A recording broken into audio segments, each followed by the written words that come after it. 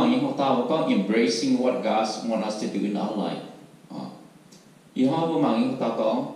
bùa ỏi agent xíu phái giờ mi mẹ bố sẽ agent sầu phải bố sẽ sầu và bố sẽ mang xíu như hòa họ bố mang những cái sầu yếm Isaiah sầu phải phạm sang space yếm mà là chúa yếm if Isaiah sầu phải phạm sang space yếm mà là chúa yếm như bố con xíu hăng này nó có mấy tung chàng chia tay như xì và mấy tung chàng dầm lộ hỏi như chéo mà do sơ dịch nhủ sang xì ý sản xuất tài mày bùa mấy quạt phải do yếm tê bùng hoang khói chéo và bùng tê bùng hoang phản xuất đổ là sự thích bùng mà các bạn này có don't remember the former thing and don't consider the thing of old. Behold, I will do a new thing. It spring forth now. Don't you know it? I will even make a way in the wilderness and river in the desert. That's it. Change our focus. We need to change our focus. We need to quit looking back, looking behind us, looking back in the past, and we need to start to looking forward. If we continue to looking back behind us, we cannot see where we are going in our life, in our faith, in our church, right? Bùa sự thiếu bùa mạng nghe, bùa nhẹ bùa nhẹ hiểu, bùa hám như cháu bùa mạng như cháu, yêu bùa nhẹ hiểu. Bùa có tu không sản hám tại gang hám chỉ tài như cháu không, cùng chơi đến đâu giàu chỉ tài như cháu không, khâu chỉ tài như cháu không, chia tay như cháu sẽ chia tay mẹ. Không bùa sản này cũng hám bùa chỉ tài như cháu, không có bùa số cho số bò cho tổng phần đi, không có bùa số hay nhung không học từ vùng phần đi. Phải bữa hắn cả bên nhà bữa tòng cha ta cũng họ phần phải bữa mà girlfriend boyfriend phần này họ chỉ thay như cháu nè chỉ thay như cháu trong sống như sống cũng vừa mà cha nè sống cũng bực khâu nè sống bữa hết giờ có hàm rồi như cháu nè bố tụi mình gặp họ này nè bố mất tụi tôi chẳng cái này cả hai chỉ thay như cháu tôi sống cũng bố mà cha sống cũng có xem phim mong cháu bố tụi mà bố sao cả. What is God doing in our life right now? Isa na sa humaham ka, sa hamang ka miyeme, hamang ka, isa na sa tin hung, ni so niyo miyeme, ni so niyo kong niyo miyeme, ni puno niyo miyeme sa tayo. What it is that God wants us to do in our life right now? Hamang ka, bunyi siyo tin hung, niyo no isa bumahajan bunyi miyeme. Isa ni pun ma chỉ tháo cho năm trăm hồn isa mình cũng đà mình cũng tổ nên nó cũng tổ với mẹ mình giàu nên bố mà mẹ mà chèn cái hiểu rồi sao bây giờ cũng tỏ mà nên nó cũng giàu nên nó với mẹ với mẹ nó xuất ra giàu nó ra giàu giàu với mẹ giờ nó bằng kỳ giờ bị cái mà giờ bố bằng tỏ nên nó với mẹ nó cũng giàu bố we are the children of God. We don't deserve to receive anything from God. But our Heavenly Father, our God, our Lord Jesus Christ, loved us so much. Bố sẽ cho suy miệng, bố sẽ đi như nào nhiều, bố sẽ đi bất kỳ yêu, bố sẽ đi như miệng, bố sống phơi tu yếm học tu nhiều, học tu nhiều hàng, học tu nhiều phú, học tu nhiều khởi liền. Họ cho tôi nên ta trở về siêu, họ cho tôi giàu với sáng tiết thế được, bà mình ham bùa, nên nó về bên siêu, nhưng nó sẽ phúc con bùa, nên nó cũng với mẹ tôi lộ, nên ham bùa, bùa sẽ bên này cái gì, bùa sẽ giàu như chuối, giàu như to, giàu như xía, giàu như miệng, giàu như cái gì. Don't let our past failure to possess us. God is not condemning us for our past failure, for our past mistake, for our past discouragement, for all the past negativity that's come in our life. We could not do anything to change that. What happened in the past? We cannot do anything to change it. What happened? It happened. We cannot do anything to change it. Mất tông buôn bua chỉ ta như cháu. Cuốn sụp như sản phim, cuốn sụp như mẹ. Cuốn sụp như chỉ nhiều nhau. Giống như mẹ này. Mất tông buôn chỉ ta như cháu. Sổ buôn bua. Mất chạp.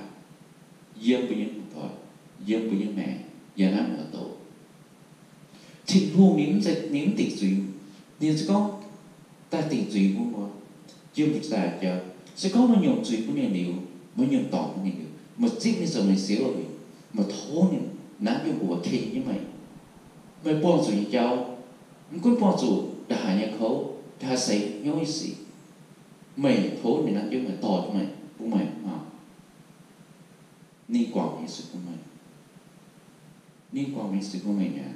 Mày mới đúng hẳn. Chỉ tại cháu á. Cũng bùa như mẹ bọn dù. Bọn dù khấu như cháu phá ní. Bọn dù đó như cháu phá ní. Bọn dù như sự đó. Cũng như sự tại cháu. Bố tổng tao chỉ thà cháu thầy hết chụp nhau hết chụp như mẹ cuốn chụp như mẹ cuốn chụp như nhau cuốn chụp như chỉ nhiều cuốn chụp như bài họ mất tập như cuốn lại mất tập như giàu của mình không má bài họ má giàu nè tập như cuốn thằng này bố phải thiếu bốยังให้จัดการช้าจัดการตัวจัดการโอ้ยังห้ามจนก็ยังจนจัดการยังไม่จบไหนไปนี่โอ้ยังจนก็ยังจบนอนไปนี่อ่ะบốให้จัดการvới mẹยังต้องสักแค่บốให้จัดการให้thiếu bố có hai miếng có nào future cháu bố đảng này cháu bố hai cháu cũng hai cháu bố e cũng mong như sức thực như vậy lộn với như mẹ phụ số này mong như loại e cái này nó xấu e chứ không làm tiền e xấu God is holding His hand up giving us an opportunity to start over to start fresh to start a new beginning with Him chứ không ni chúa đó yêu con chúa chung bùa ni xuống ni bùa ni coi con ni bùa coi con ni kèn hà chứ ni bùa ta ở nắng chung bùa bún bùa ở thôn đi bún bùa mà chẳng sao đi sơ công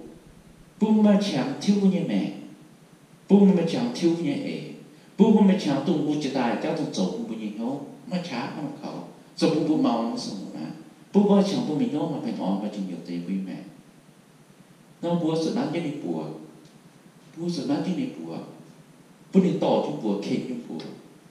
mình tôi bùa chỉ tài cháu phải cố chịu bùa mình tôi bùa chỉ tài cho ăn sáng giờ ta ăn số bùa ăn số tỏ rồi và ăn số bùa bình không làm rồi số bùa mất cha rồi yêu bình mẹ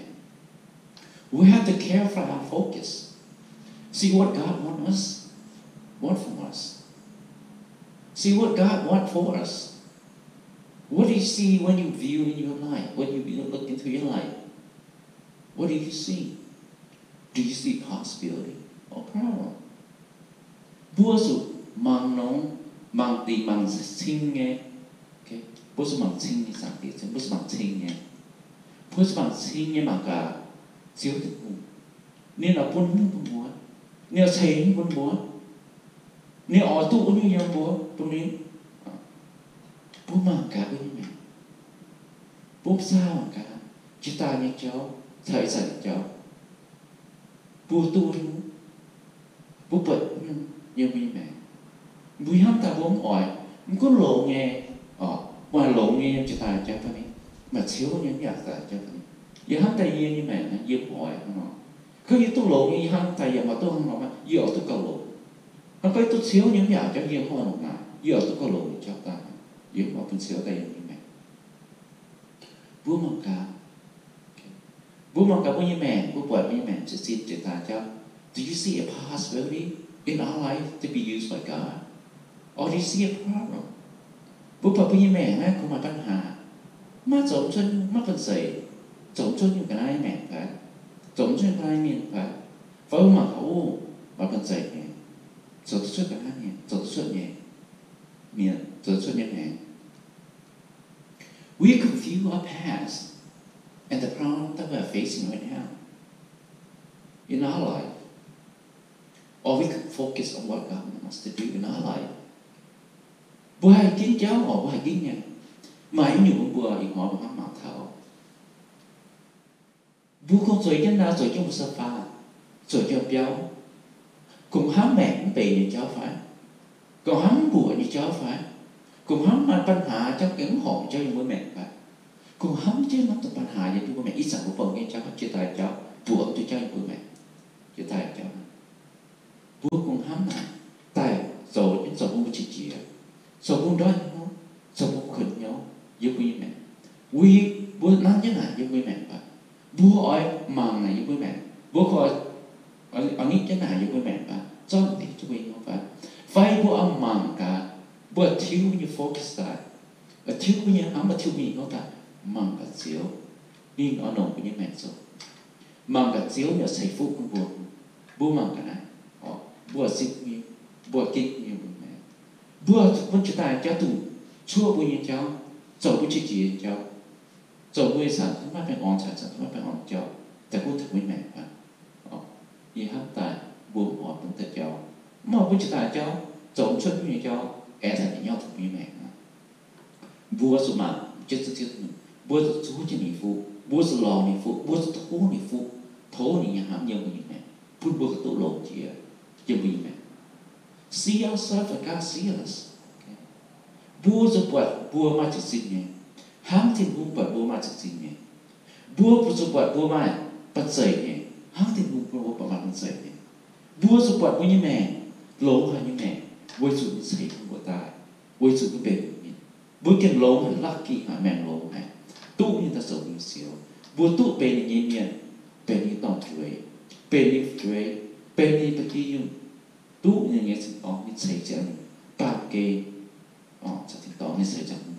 บัวลักกี้หาบัวแกงแมงลงเนี่ยยังปุยแม่บัวสมัครทนายบัวห้ามทนายบัวจุกมาจะสิ้นยังมีสักเนี่ยนั่นใจเรียนเปลี่ยนแล้วเกณฑ์แต่ห้ามบัวตายบัวหลายบัวจุดบัวตัวทำยังออก Sometimes we feel as though we are getting just what we deserve because the way we live, right? I think all of us feel like that sometimes in our life when we are facing depression, when we are facing discouragement, when that Satan that cloud, the dark cloud coming to life, we feel we deserve what we get. That's not true, okay? That's not true. Sometimes we even believe that God would never want to have anything to do with us. Right? That's not true, okay? That's not true. Mà sao hồ, okay? Mà sao bữa hắm sao bữa rồi nhân đâu, tôi bữa sao tôi bị depressed sao, bữa khâu sao, giống như mẹ. Bữa con ý rằng ý tu nó ta phủi tu học sĩ tu là vui chủ cảnh bể vui chủ như mẹ bể như chơi bể ý mà bể như áo bể phải họ bữa sống hát thằng nó biệt thằng nó biệt thằng bị nhớ quân thằng bị nhớ quân thằng bị nhớ pháp quân thằng bị nhớ mẹ quân thằng bị nhớ nhiều yêu mẹ mà sao hồ sống hát thằng con chiếu trên hồ phun kẹt thằng bữa như quân thằng bữa là nó như vậy bữa nó ta biệt thằng đó ni phật xích bữa ni phật nó có bể nhẹ yêu thằng với mẹน่าแต่เจ้าเราทำต่อเนี่ยที่บุญมิ่งทำแต่เจ้านิ่มปวดแต่เจ้ายังมีแม่แค่นิ่มปวดแต่เจ้ายังมีแม่นิ่มปวดบัวนิ่มห้ำบัวนิ่มปวดบัวเนี่ยหนองบัวฮะนิ่มปวดบัวเนี่ยเอาไปกวางไปเนี่ยสุยเอาไปโถเนี่ยกวางไปสุยเอาไปหย่งไปเนี่ยสุยเอาไปทิ้วไปเนี่ยฝีเอาไปทิ้วไปเนี่ยแม่เอาไปทิ้วไปเนี่ยห้ำเนี่ยเจ้าตุ๊บปนโลจะได้เจ้าแต่ก็ช่วยแม่วัยสุยสงห้ำแต่เจ้านิ่มต่อแต่เจ้าแต่กุ้งไปเนี่ยแม่บัวสุดแต่กุ้งอ่อน We may feel like our past have made our life a wasteland, but to God, our life can be a stream of life. Bùa hắm bùa như mẹ, dỗ chân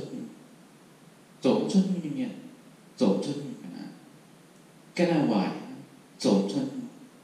mắt sông mẹ, mắt trái miệng, mắt bật dậy miệng, hống hẳn miệng, dỗ chân mắt bật dậy miệng đó, mắt bật dậy. Chứ thì không có quý mà bật dậy mai bật dậy là như này mai trả là như này bút ni hành động sự ni công là như này thể tôi nên hành như này thể tôi nên hành như miền chuyện là bao kì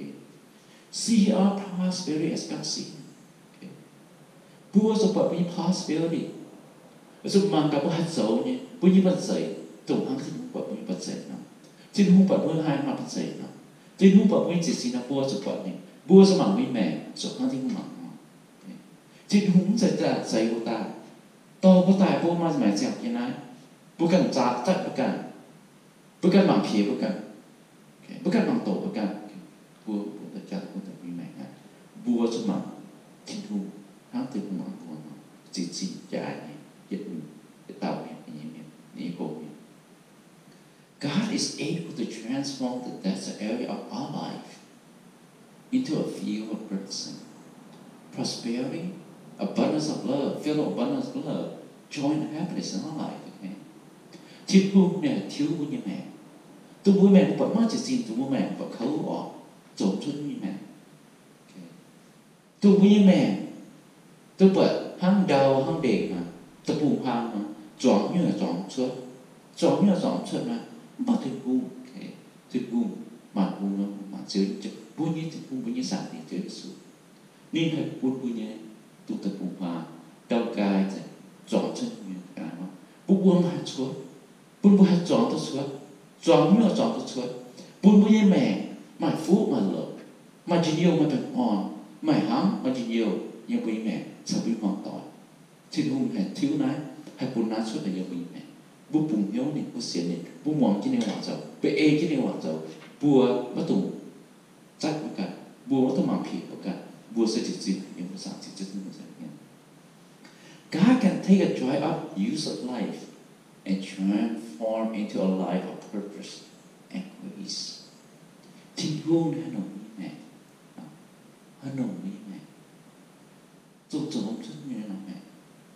你还thiếu tài nồng mẹ sầu ni bận dậy sầu ni cha sầu ni nhẹ nguyện sầu ni nhẹ chỉ nhiều như nào bảo kì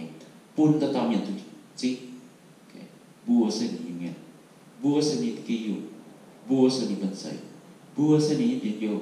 bùa sẽ ni những lòng khảo nhiều không buôn thảo ta tao nhận tụi nó lòng khảo nhiều tụi nó lòng hám nhiều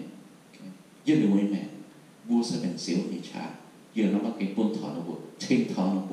bùa hoang tỏi phải đi bùa chụp băng phải đi bùa làm tỏi phải đi bùa chụp băng mình phải giờ nó bắt cái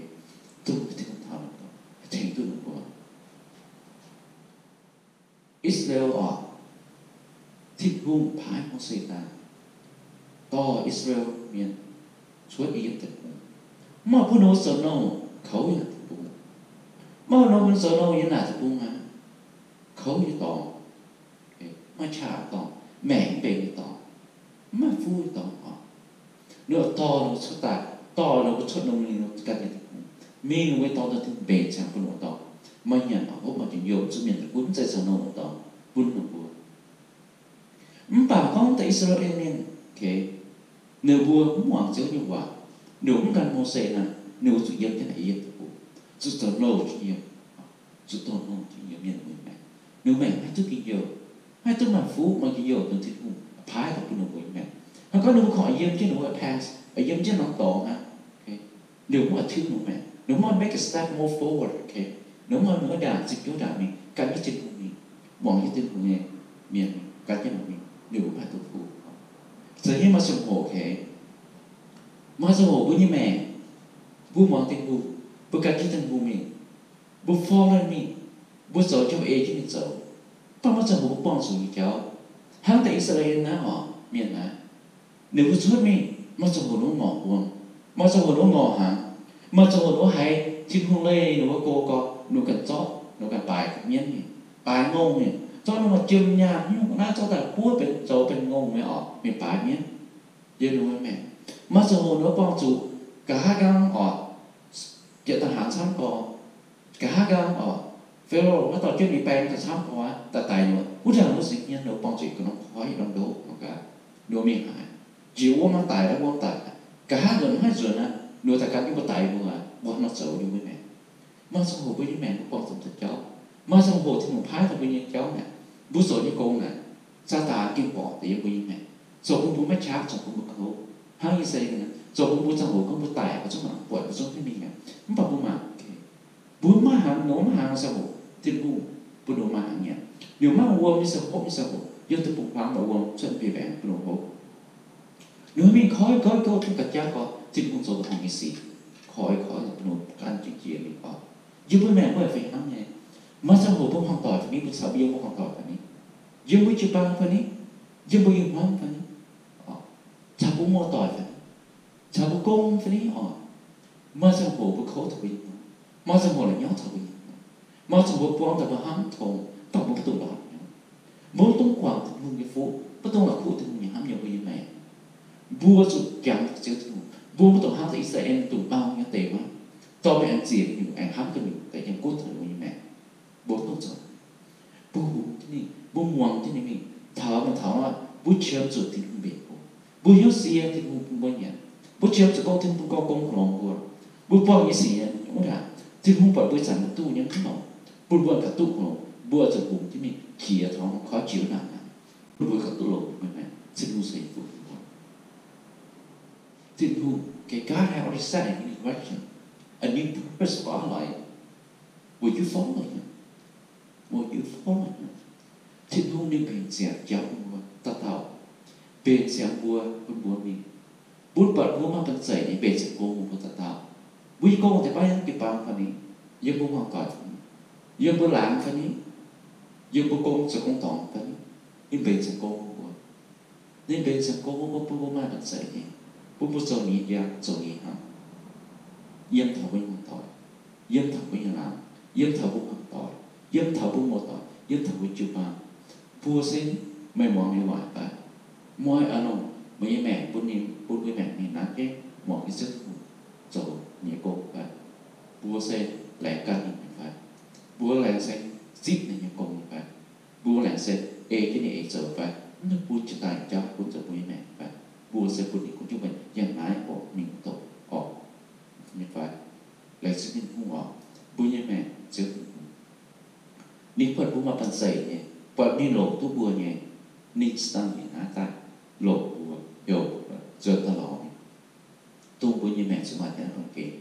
บัวสุดบัวยังแม่มาจริงโยยังแม่มาเป็นใส่ยังแม่มาช้ายังแม่ยิ่งภาษาอังกฤษต่อสิ่งที่เราแลกซึ่งสามารถ